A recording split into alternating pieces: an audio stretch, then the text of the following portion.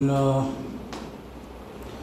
الحمد لله نحمده ونستعينه ونستغفره ونعوذ بالله من شرور أنفسنا ومن سيئات أعمالنا من يهد الله فلا مضل له ومن يضلل فلا هادي له ونشهد أن لا إله إلا الله وأن محمدا عبده ورسوله أما بعد فأعوذ بالله من الشيطان الرجيم بسم الله الرحمن الرحيم من عمل صالحا منكم من ذكر أو أنثى فلنحيينه حياة طيبة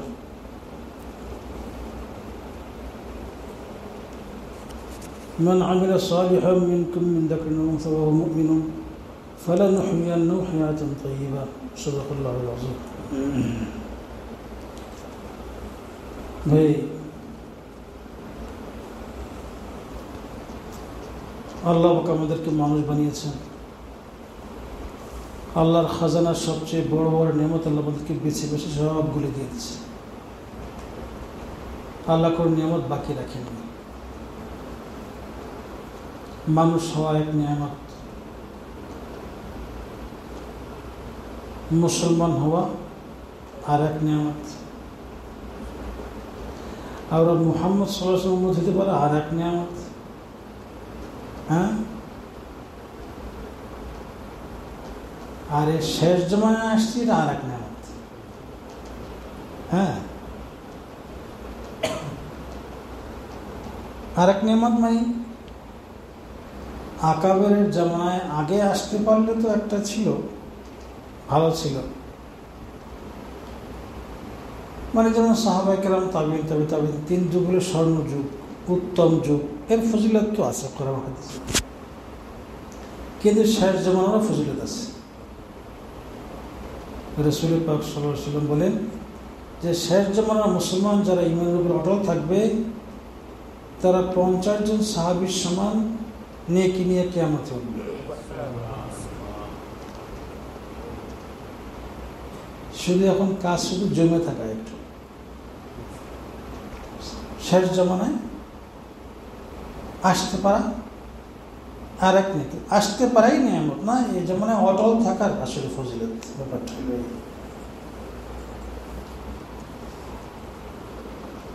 আসলে আমরা যে জামানায় আছি আমরা সবাই কিন্তু অভিযোগ করি, হায় হায় কেমনে চলবো। কখনো রাজনীতির দোষ, কখনো রাষ্ট্রের দোষ, কখনো অন্য কোনো দেশের দোষ, এই সেই। কিন্তু আমার যে কি করণীয়, আমার সামনে কোনো নমুনা নেই, আমার সামনে কোনো আইডিয়াল বা কোনো আইডল, আমার সামনে আমার কোনো রোল মডেল নেই আমার সামনে।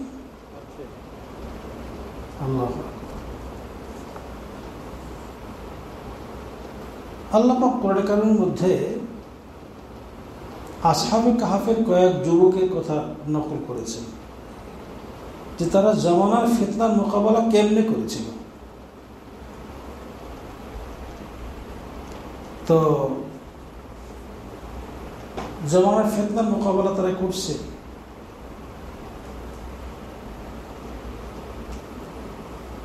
আলোচনা সবই জরুরি, কোনটা থেকে কোনটা করে ভাবতেছিলাম। তো আল্লাহ যেটা আগে আনেন সেটাই হোক। আসলে শ্রোতাদের দেখে কথা আছে। তো আল্লাহ পাক কোরআন কারীমের মধ্যে মানে রাসূল পাক সাল্লাল্লাহু আলাইহি ওয়াসাল্লামের জিন্দেগি কত বছর ছিল? নবুয়তি জিন্দেগি 23 বছর। আল্লাহ পাক এই 23 বছরের মধ্যে কিয়ামত পর্যন্ত আসন্ন যত রকম হালত হতে পারে আল্লাহ সমস্ত হালতের কিছু কিছু নমুনা দিয়ে সেই 23 বছরকে তৈরি করেছিলেন। যে জামানা কেমন হলে কি করতে হবে, আল্লাহ নবী কি করছেন দেখো, বুঝছেন না? হালুয়া বানায় না, হালুয়া, বহু কিছু মিলে হালুয়া, পুরা বাগানে গাছ গাছ সব আছে, খান এক লোকমা। হ্যাঁ, তো সব রকম জড়িবুটি এবং গাছগাছরা পদার্থ হারবালের মানুষ সেই বেনিফিটটা পায়। রাসূল পাক সাল্লাল্লাহু আলাইহি ওয়াসাল্লামের 23 বছরের নববী জিন্দেগি, এটা হলো কিয়ামত পর্যন্ত আনেওয়ালা উম্মতের জন্য একটা গাইডলাইন, এবং কোন হালতে কি করতে হবে আল্লাহ পাক সব কিছু করে দেখিয়েছেন। আল্লাহ পাক এর মধ্যে বলে শেষ জামানায়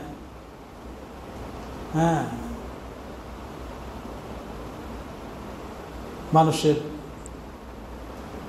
ঝামেলা হবে, নারী পুরুষের ঝামেলা হবে, রূপচর্চা হবে, নারীর ফিতনা খুব ছড়িয়ে পড়বে। তো তখন কি করা? আল্লাহ পাক সূরা ইউসুফের মধ্যে ইউসুফ আলাইহিস সালামের ঘটনা এনে বলে দিয়েছেন কি করতে হবে। যখন তাকে ডাকা হয়েছিল অসৎকর্ম করার জন্য, অপকর্মের জন্য, তখন তিনি কি করেছিলেন? এক নমুনা শেষ। সূরা ইউসুফ এই জাতীয় সমস্যার জন্য একেবারে কমপ্লিট হেদায়েত। আবার যখন এ সরকার বলেন, সে সরকার বলেন, সমাজ বলেন, যখন সব কিছু প্রতিকূল হয়ে দাঁড়াবে তখন কি করা? আল্লাহ পাক দেখিয়েছেন, আসহাবে কাহফের ঘটনা উল্লেখ করেছেন সূরা কাহফের ভিতরে। যারা কয়জন হবে?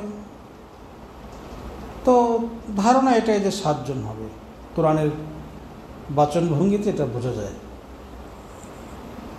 এই ধরেন 7 যুবক, এরা কি করেছিল? জামানার বাদশা ছিল, পৌত্তলিক, মূর্তি পূজক, এবং দেশের সমস্ত মানুষ মূর্তি পূজক ছিল।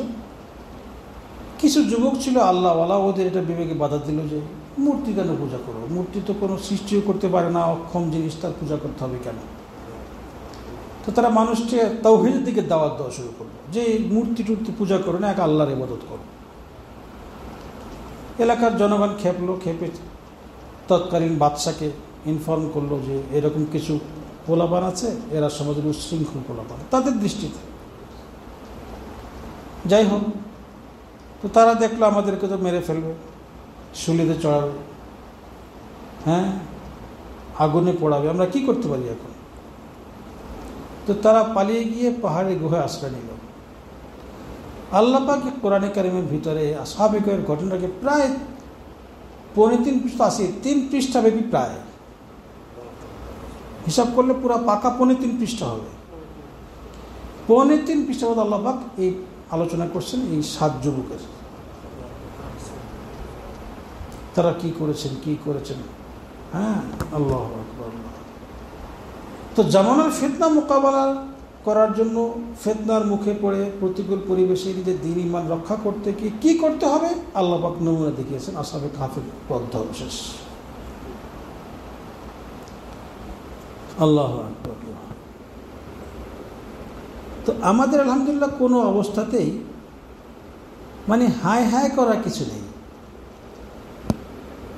কথা বলছে, হায় করার কিছু নেই আলহামদুলিল্লাহ মুসলমানদের কাছে। আচ্ছা, আবার বলে যদি হালত এত বিগড়ে গেছে এখন করা কি? বসে বসে কান্দো? না, বসে বসে কাঁদতে হবে না। আল্লাহ পাক হযরত আবু বকর সিদ্দিক রাদিয়াল্লাহু আনহু একটা কাজ করিয়েছে। যখন আল্লাহ ইন্তেকাল করলেন, ইন্তেকাল করার পরে অনেক মানুষ জাকাতকে অস্বীকার করলো, জাকাত দিবে না, বা জাকাত দিলে আদৌ প্রথম জাকাত দিবে না, জাকাত দিলে সরকারের হাতে দিবে না, নিজে আত্মীয় স্বজনের মাধ্যমে বা নিজ হাতে খরচ করবে নিজ এলাকায়। তো আল্লাহ পাক তখন দাঁড় করে দিলেন, সিদ্দিক দাঁড় করে দিলেন, আবু বকর সিদ্দিক ফিতনা মোকাবেলা করবে। মাওলানা ইউসুফ কান্দলী রহমতুল্লাহ, ইলিয়াস রহমতুল্লাহের সাহেবজাদা ছেলে, উনি সুন্দর এক ব্যাখ্যা দিয়েছেন যে আল্লাহ রসুলের পরে তো ভালো একটা আউল লেগে গেছিল, সাংঘাতিক পরিস্থিতি, নবীর সাহাবীরা পর্যন্ত বিগড়ে যাচ্ছে, কি করা? উনি বললেন আমি যুদ্ধ করব, এই পরিস্থিতি মোকাবেলা করার জন্য যা লাগে আমি যুদ্ধ করবো, একটা সশস্ত্র যুদ্ধ করবো, তরবারি নিয়ে যুদ্ধ করবো। উনি নেমে গেলেন, একজন সাহাবীও তার সঙ্গে ছিলেন না। হযরত ওমর ইবনে খাত্তাবও বললেন যে আর তুকাতিল মান ক্বালা লা ইলাহা ইল্লাল্লাহ, যারা মুখে বলে যারা কালেমা স্বীকারোক্তি সত্যিকার দিয়েছে এবং তার কালেমা যারা পাঠ করে, কালেমায় বিশ্বাসী মুসলমান, এদের কলে আপনি ঘাড়ে তরবারি মারবেন? কথা এটা একটা, এদের গর্দান উড়িয়ে দেবেন? এটা কেমন কথা? সিদ্দিক একবার দিলেন না ধমক, ও তোমার বুঝে আসে না যুদ্ধ করবো কার বিরুদ্ধে? আখাওয়ার আল জব্বারুন ফিল জাহিলিয়া ওয়া খাওয়ারুন ফিল ইসলাম। যখন কাফের ছিল তখন তো সিংহের মতো গর্জন ছাড়তে, আজকে একটা বিলাই হয়ে গেছে একেবারে। তুমি যুদ্ধ করা বোঝো না, কার বিরুদ্ধে করবে তাও বোঝো না, মাথাও কোনো কাজ করে না, পাগল হয়ে গেছো। উনি বলছেন যে আয়ুন পশুদ্দিন ওয়ানা হাই, দেখো না কেমন আউল লাগছে। মানুষ জাকাত একটা ফরজ না, ইসলামের 5 স্তম্ভের এক স্তম্ভ না? ইসলামের খুঁটিই তো একটা শেষ হয়ে যাচ্ছে জাকাত অস্বীকার করার মাধ্যমে। এখন কেন বসে থাকি? আমি আল্লাহ রসুলের সঙ্গে ছিলাম, হ্যাঁ, সওর পর্বতের গুহায় ছিলাম, হিজরতের সফরের সঙ্গে ছিলাম। আমি সিদ্দিক আকবর বেঁচে থাকতে দিনের মধ্যে কোনো ঘাটতি আসবে? অসম্ভব কথা। আমি জান দিয়ে আমি শহীদ হয়ে যাব, আমি পরিবেশে বাঁচতে চাই না। আমার মরকরা যা হোক, আমি আমার জীবন নিয়ে খেলবো। আইয়ুন তাসুদ্দিন ওয়ানা হাই, আমি বেঁচে থাকবো, চোখের সামনে দিন এরকম নষ্ট হয়ে যাবে। উনি বলছেন যারা জাকাত দিবে না, জাকাতও দিতে হবে। উটের জাকাত কি? 5টা উঠে 1টা উট দান করতে হয়, 5টা থাকলে 1টা দিতে হবে। লম্বা ফিরিস্তি আছে। আপনার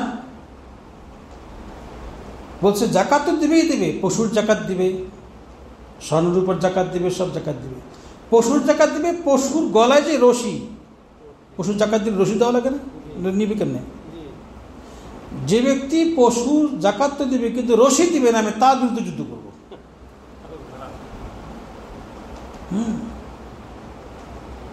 এই করে 1-1.5 মাসের মধ্যে পুরো পরিস্থিতি আবার শুধরে ফেলছে সিদ্দিক আকবর রাদিয়াল্লাহু আনহু।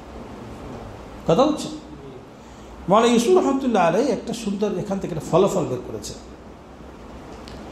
যে আজকে আমরা যে ইসলাম পালন করছি, এটা রাসূলুল্লাহ পাক সাল্লাল্লাহু আলাইহি ওয়াসাল্লাম থেকে ডাইরেক্ট আসা সেটা কিন্তু না। মাঝখানে কিন্তু বাধাগ্রস্ত হয়েছিল, ইসলাম খানিকটা বাধাগ্রস্ত হয়েছিল এবং মুসলমানদের পা কিন্তু কেঁপে গেছিল মাঝখানে। সিদ্দিক একবারও মানুষকে পা জমিয়েছেন, মুসলমানকে আবার দিনের উপরে অটল অবিচল কে করেছেন? সিদ্দিক আকবর রাদিয়াল্লাহু আনহু, তার সেই পাহাড় সম ঈমান দ্বারা। সিদ্দিক আকবরের সেই সংস্কৃতি ইসলাম আজকে চলতেছে। কথা বলছেন না? ধারা তো আল্লাহ রাসূলের ওইটাই, কিন্তু মাঝখানে যে বিগড়ে গেছিল, এই বিগাড়টা শোধরাইছেন কে? আবু বকর সিদ্দিক রাদিয়াল্লাহু আনহু। তিনি বলেন যে এর কারণ কি? আল্লাহ পাক সিদ্দিক আকবরকে দিয়ে শোধরায় কি সবক দিলেন যে মুসলমানরা কোনো জমানায় মন খারাপ করার কিছু নেই, ঘাবড়ানোর কিছু নেই, ভয় করার কিছু। এরকম পরিস্থিতি বারবার আসবে, আসলে কিছু লোক দাঁড়ায় গেলে হয়ে যাবে। পরিস্থিতি যতই প্রতিকূল হোক না কেন, কিছু লোক ইনশাআল্লাহ ঈমানের বলিয়ান হয়ে দাঁড়িয়ে যায়। আল্লাহ পাক পরিস্থিতি যত প্রতিকূল হোক, আল্লাহ পাক সেটাকে অনুকূল করে দেবেন, মুখালিফ হালাতকে আল্লাহ মুআফিক করে দেবেন। এই সবক আল্লাহ দান করলেন আবু বকর সিদ্দিকের জিহাদের মাধ্যমে। এই কথাটা বুঝে আসছে কিনা? ফের এতে মন খারাপ হিম্মত পাওয়া যায় না? যায় না? কেমন ফলাফল? তারা তো ইলিয়াস রহমতুল্লাহ ইসলামের ময়দানের তারা লড়াকু সৈনিক, এরা লড়াকু সৈনিক। দাওয়াত তবলিগের চেয়ে আর ফিল্ডে কাজ করে কারা বলেন? এদের চেয়ে বেশি ফিল্ডে কাজ করে লোক কই বলেন? আল্লাহ আকবার।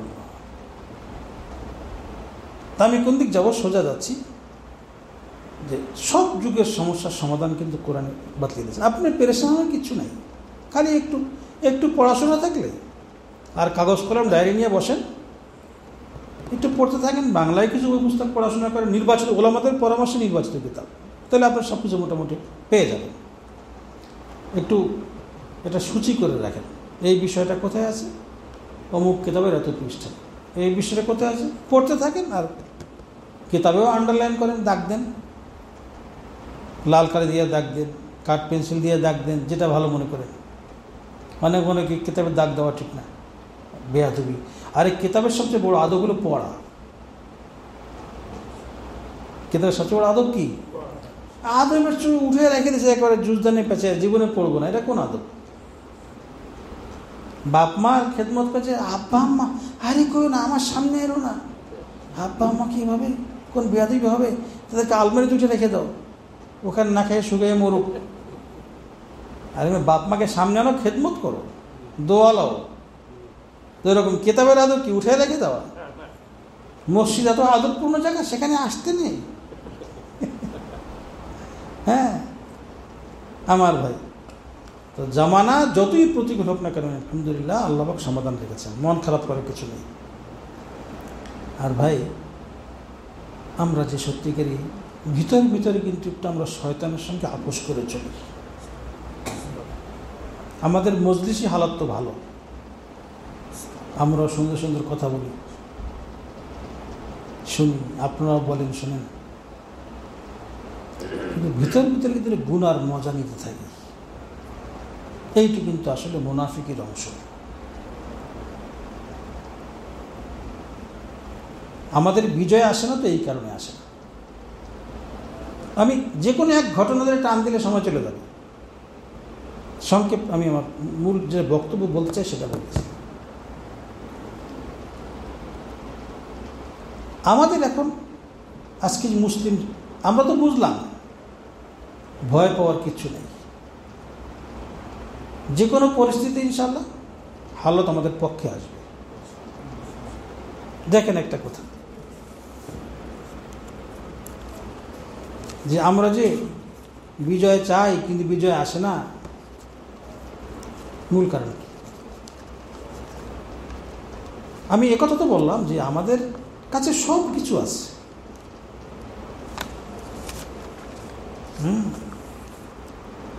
কাঠমিস্ত্রির ছেলে, বাবা মারা গেছে, যন্ত্রপাতি সবই আছে, তো বাবার সাথে কিছু কাজ শিখেও রাখছে, করলেই হয় না, ও বলে আমার ভালো লাগে, তো খয়রাত করো, ভিক্ষা করো। এখন পাইলটের ছেলে, বাবার সঙ্গে বহুদিনের ট্রেনিং প্রশিক্ষণ নিয়েছেও, তো তুমি করো, তো পাইলটগিরি করো, বিমান চালাও, ভালো লাগে না, তো ভালো লাগে না, করবা কি? উম্মতের যে কোনো হালতের সমাধান কোরআন হাদিসে আছে, নিলেই হয়। কিন্তু একটা জিনিস হলো, আমাদের যে সমস্যাটা সেটা হলো গোপনে শয়তানের সঙ্গে আমাদের আতাত। যৌন বিষয়টাকে যুবক যুবতীদের সামনে এমন হাইলাইট করা হয়েছে এখন, মোবাইলের মাধ্যমে, ইন্টারনেটের মাধ্যমে, টেলিভিশনের মাধ্যমে, আরও যা যা আছে। এখন সিনেমা চলে না, বন্ধ না। সিনেমা বলতে সিনেমা যেটা ঘর থাকতো এখানে চলে কেন, যাইব কই সেখানে? সিনেমা তো হাতে হাতে। আরে টিকিট কাটার সময় পাবে, তার আগে তো এখানে বহু কিছু পাচ্ছে সে। সিনেমার তো একটা, তাও শালীনতার সীমা ছিল একটা, শালীনতা কখনোই ছিল না সেটা, তারপরেও তুলনামূলক নষ্টামি কম ছিল। এই একটা জিনিস আমরা কিন্তু তালে পড়ে যাই।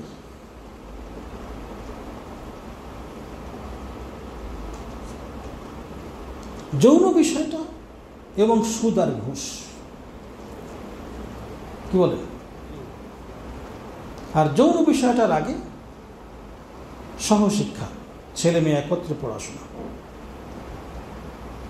এটা সব কিছু। আজকে গুনাহের যে বাজারগুলি আবাদ রাখছে কারা বলেন? শিক্ষিত মেয়েরা না অশিক্ষিত মেয়েরা? আমার ভাই, আমাদের বিজয়ের পথে মূল সমস্যা হলো গোপনে শয়তানের সঙ্গে আতাত করে রেখেছি আমরা, একটু মজা মারি। কিন্তু এইটা বন্ধ করতে পারলি ইনশাআল্লাহ আপনি একাই 1 লাখ না 1 কোটি ইনশাআল্লাহ। সাহাবায়ে কেরাম ছিলেন, তাদের তাকওয়া ছিল নিশ্চিদ্র তাপা, কোনো ফুটা ছিল না। আর আমাদের তাকওয়ার দেহটা ঝাঁঝরা। দেখেন না, ওই যে ডুবুরিরা যে বিভিন্ন তত্ত্ব উদ্ঘাটন করতে যায়, সাগরে ডুব দেয়, ওর মূল পুঁজিটা কি বলেন তো?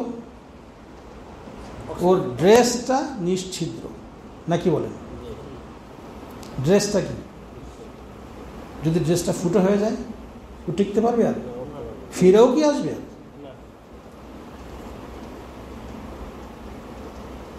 নিশ্ছিদ্র একটা ড্রেস নিয়ে চলতেছে।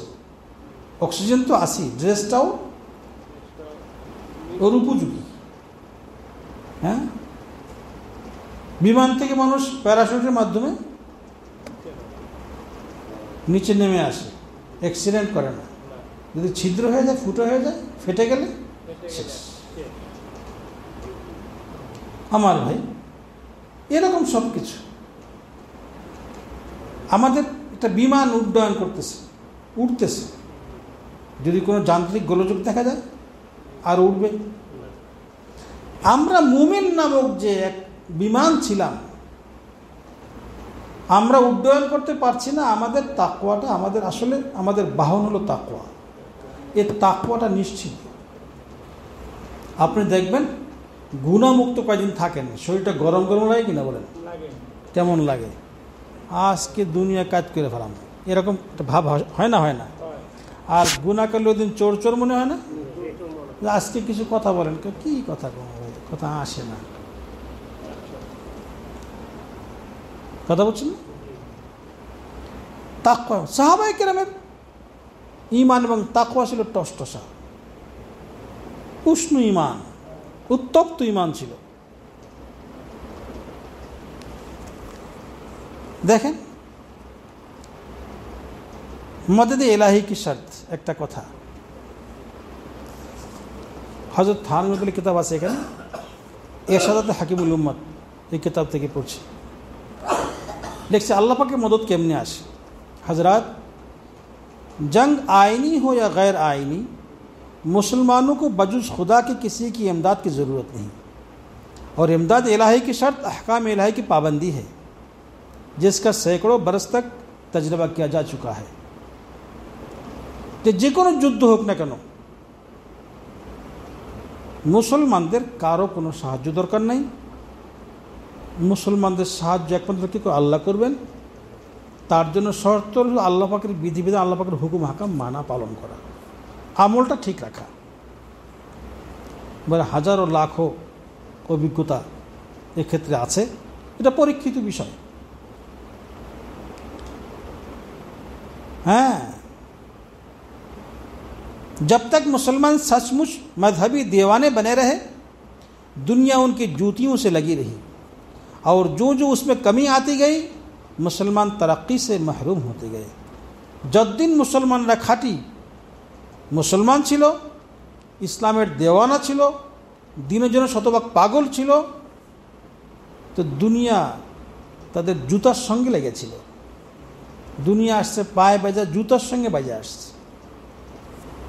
আর যখন এর মধ্যে ঘাটতি আসছে, যে পরিমাণ ঘাটতি আসছে, যতদূর ঘাটতি আসছে ততদূর মুসলমানরা উন্নতি থেকে বঞ্চিতই আছে।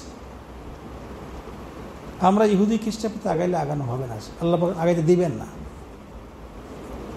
ইস্কান্দারিয়া, বর্তমান কায়রো আছে না, মিশরের রাজধানী, এর প্রাক্তন নাম ইস্কান্দারিয়া।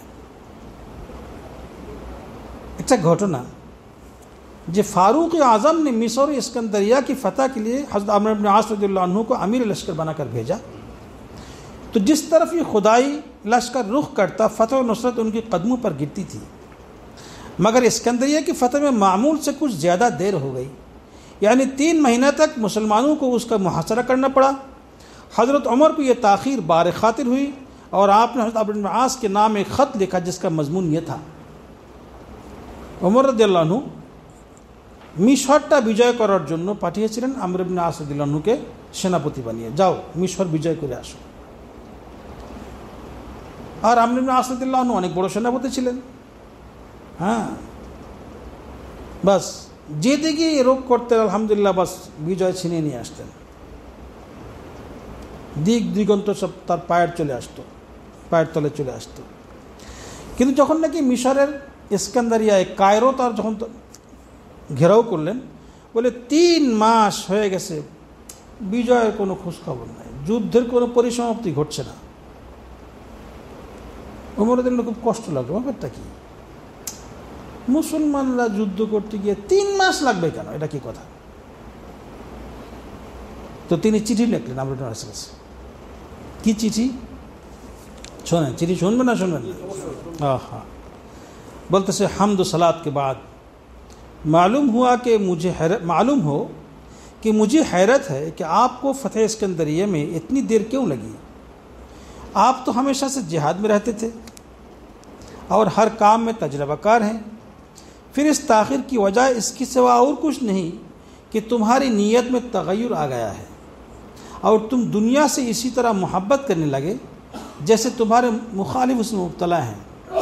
हक़ ताला खुलूस नीयत के बग़ैर फ़तह नहीं देता। बस जिस वक्त मेरा ये ख़त पहुँचे फ़ौरन लोगों को जमा करके जिहाद की तरगीब दीजिए और मुसलमानों को समझा दीजिए कि हर मुसलमान अपनी हरकत व सुकून में सिर्फ़ रब्बुल अरबाब की खुशनुदी और कलेमा हक़ की तबलीग का क़स्द करे।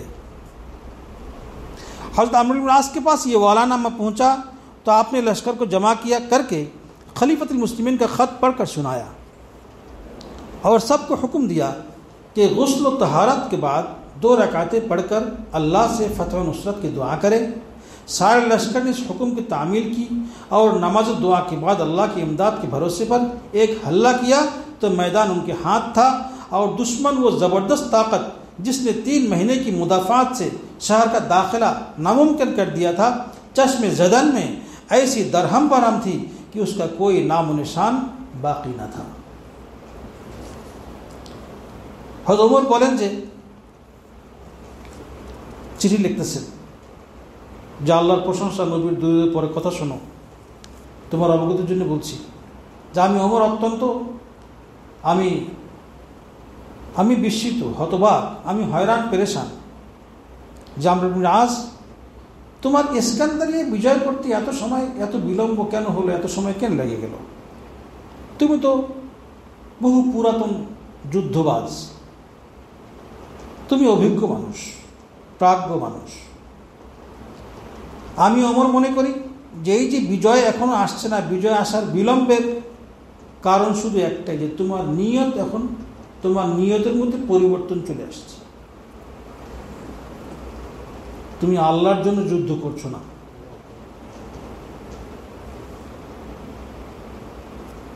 তুমি দুনিয়াকে ওই রকম মহব্বত করা শুরু করছো যেমন তোমাদের শত্রুরা মহব্বত করে। কাফের দুনিয়াকে মহব্বত করে না? দুনিয়া সারা বুঝে গেছো, তোমরাও দুনিয়া মহব্বত করা শুরু করেছো। দুনিয়া মহব্বতের কারণে আল্লাহ পাক এখন তার মদত উঠিয়ে এনেছেন, এই জন্য বিজয় হচ্ছে না। আল্লাহ তাআলা খাঁটি নিয়ত ছাড়া কখনো বিজয় দান করেন না। সুতরাং শোনো, যখন তোমার হাতে আমার চিঠি পৌঁছবে, চিঠি পৌঁছা মাত্র সমস্ত মুসলমানদেরকে, আমাদের যারা সৈনিক তাদেরকে একত্রিত করবে এবং আল্লাহর জন্য যুদ্ধ করার জন্য উৎসাহিত করবে, যে আল্লাহর জন্য জান দেওয়ার নিয়ত করে তোমরা সামনে এগিয়ে যাও এবং মুসলমানদেরকে বুঝিয়ে দাও যে দেখো, প্রত্যেক মুসলমান যেন তার প্রত্যেকটি অঙ্গ সঞ্চালন, ওঠা বসা, চলাফেরা, হরকত সুকুন, তার অঙ্গ চালনা এবং থেমে যাওয়া, হাত পা নাড়া বা থেমে যাওয়া, চলাফেরা, সব কিছু শুধু রব্বুল আরবাব, সমস্ত রবের রব যিনি, সে মহান রবের সন্তুষ্টি এবং ইসলামের হক কালিমার তবলিগের নিয়ত করে, যে যুদ্ধ করতে আসছি আল্লাহ পাকের কালিমা বুলন্দ করার জন্য। আল্লাহ আমাদেরকে বিজয় দান করেন, এই জমিন আমরা দখল করে এখানে লুটপাট করে খাবো আর চাষবাস করবো এই উদ্দেশ্যে না, এখানে আল্লাহ পাকের বিধান চালু করবো, কোরআনী শাসন কায়েম করবো। যখন চিঠি আসলো, আমর ইবনে আস রাদিয়াল্লাহু আনহু সেনাপতি, উনি লস্কর জমা করলেন এবং এই চিঠি পড়ে শোনালেন এবং সবাইকে বললেন প্রত্যেকে গোসল করো, পাক সাফ হও এবং 2 রাকাত নামাজ পড়ে আল্লাহর কাছে বিজয়ের জন্য দোয়া করো। এই 2 রাকাত নামাজ পড়ে হামলা শুরু করতে বাকি, সঙ্গে সঙ্গে ময়দান পুরো ফাতা হয়ে গেছে। বলে চশমে জাদান নেই, এক পলকের ভিতরে ওই সৈন্য এমন মেসাকার হয়ে গেছে যে তাদের কোনো নাম নিশান বাকি ছিল না। এখন আপনি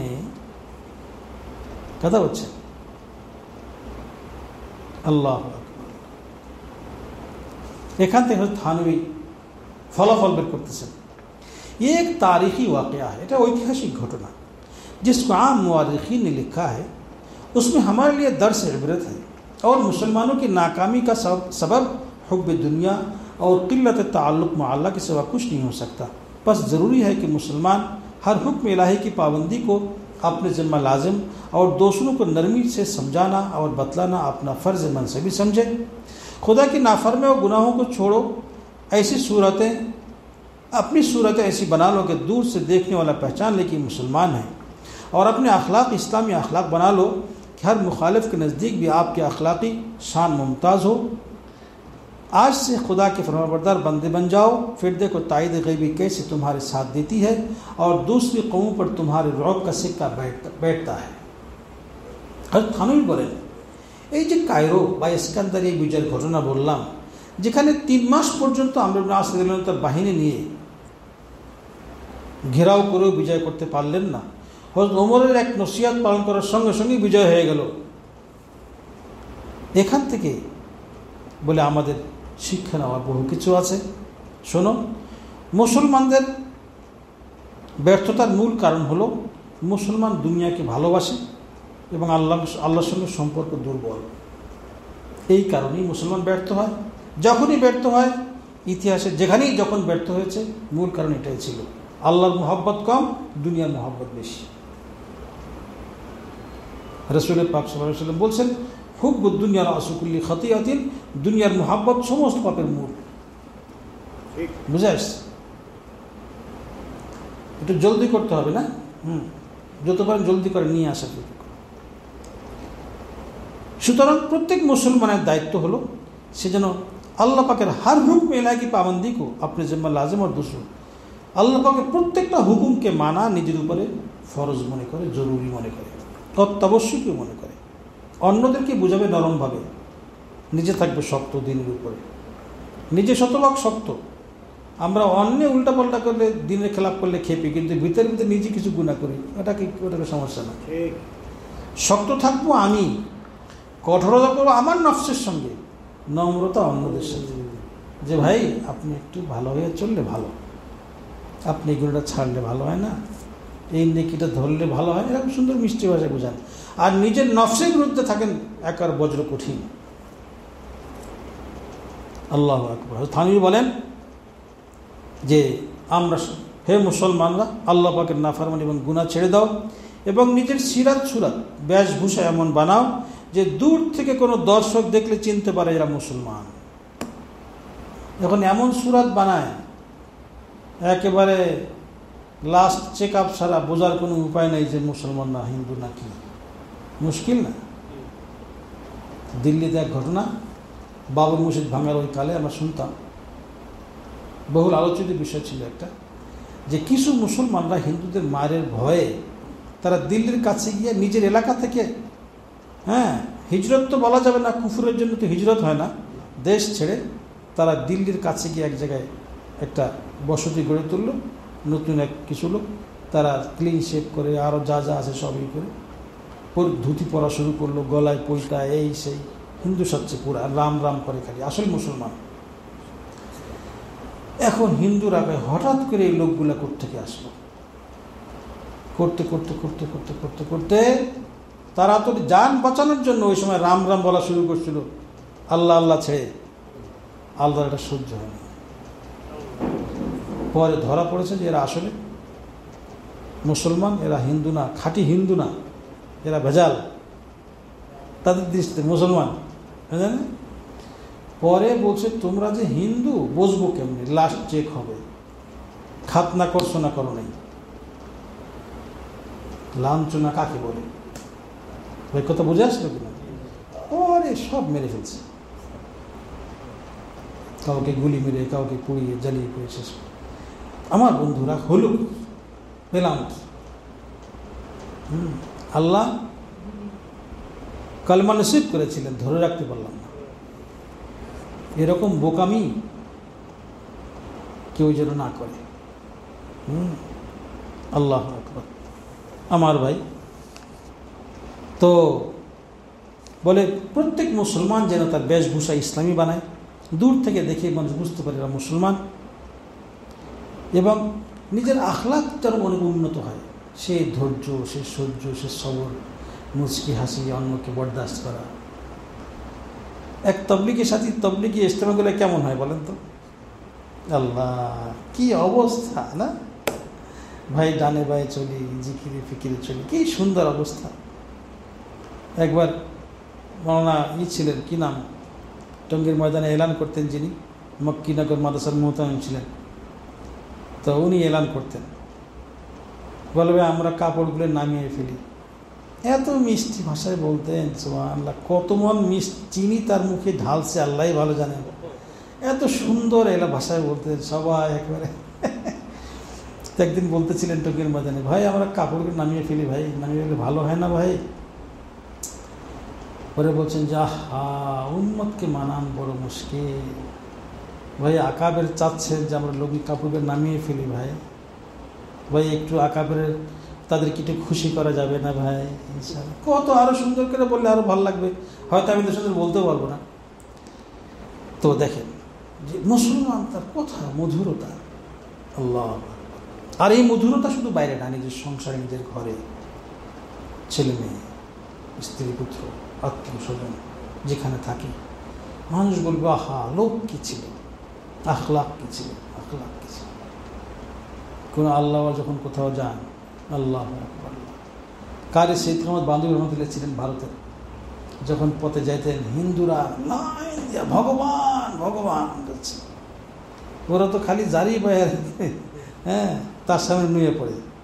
হজরতজি এনামুল হাসান আমাদের গেছিলেন, তৃতীয় হজরতজি নিজামুদ্দিন, এনামুল হাসান নিজামুদ্দিন সাহারানপুরের আত্মীয় স্বজন তো সব।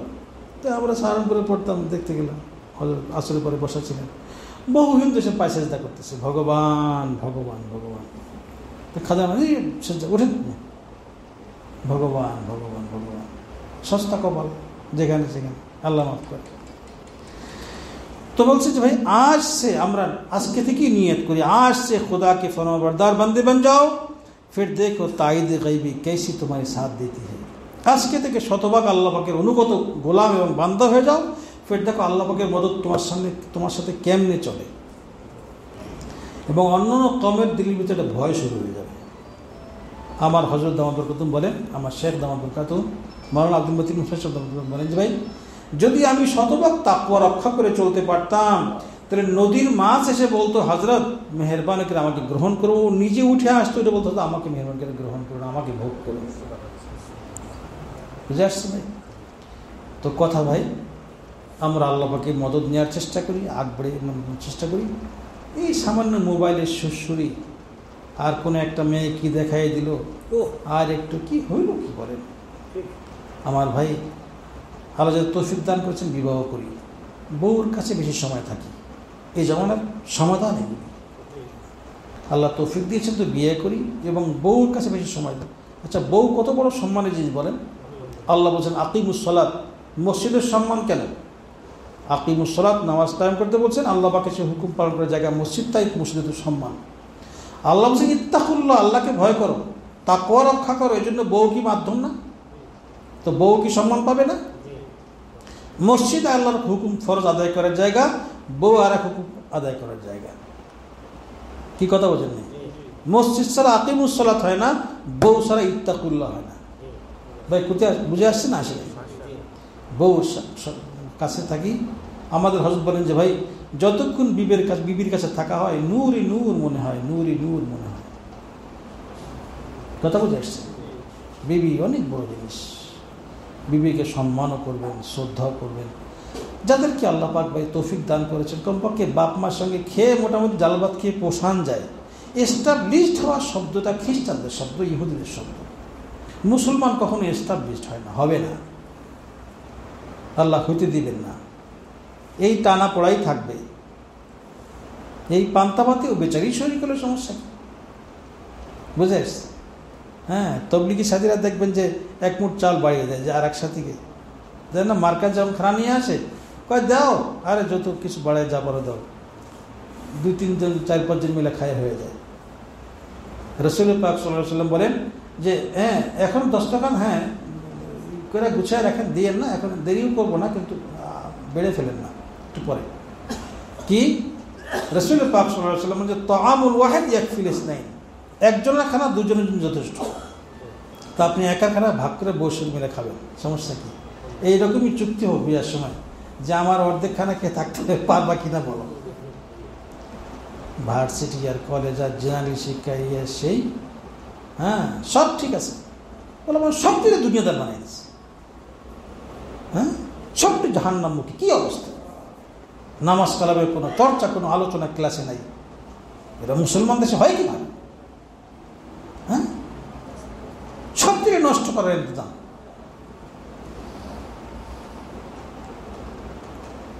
আমার ভাই, আমরা এখানে আমি আজকে কোনো বিষয়ভিত্তিক আলোচনা করতে পারলাম, বুঝে আসছি কিনা কথা দৃষ্টি, আমাদের মূল কাজ কি, একটু শক্ত হওয়া লাগবে।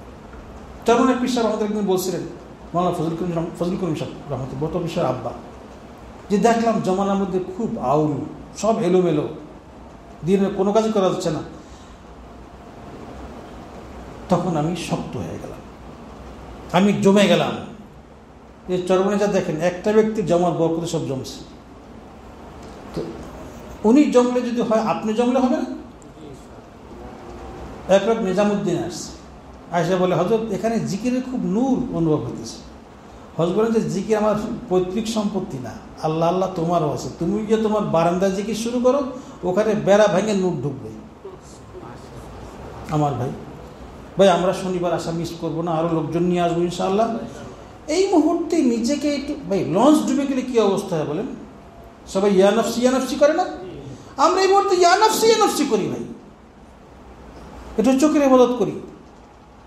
কার বললাম বিয়ে শাদী করতে পারলে, ডাল ভাত খাইতে পারলে, আচ্ছা ডাল ভাত একটা লোকের এক আল্লাহর বান্দি আসলে তার ডাল ভাত খাওয়ান যাবে না ভাই? আরে পাতিল পুচ্ছে খাইতে পারে কয়েকজনে নিয়ে, সাঁতার কথা। বিয়ে করতে পারে আজকে আমার বিয়ের মহর ছিল মাত্র 1000 টাকা,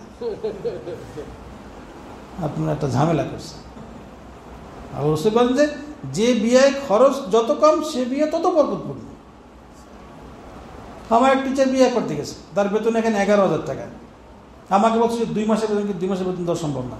আমি তাকে 11,000 টাকা দিয়ে দিয়েছি, 1000 টাকা হাদিয়া দিলাম, যে 1000 টাকা হাদিয়া দিলাম, এটা ব্যবহার করে। 12,000 টাকা নিয়ে গেছে বিয়ে করতে, মাশাআল্লাহ বউ হয়ে গেছে, আমি লয়ে যাবো ইনশাআল্লাহ। মিয়া 12,000 টাকা বউ বাজা কিসের ভয় করে? সাধারণত সব চক্ষু মানে মাপকাঠি সব নষ্ট, মানে জেনারেল শিক্ষা নষ্ট না করছে কোনটাকে বলেন? কোনটাকে নষ্ট না করছে? ছেলেকে নষ্ট করছে, মেয়েকে নষ্ট করছে, সমাজকে সব নষ্ট করে তছনছ করে দিচ্ছে। জাহান্নামের প্রতীক। নামাজও পড়ান যায় না জোর করে। কটা ছেলে নামাজ পড়ে? এই মাদ্রাসা মসজিদ না থাকলে দেশ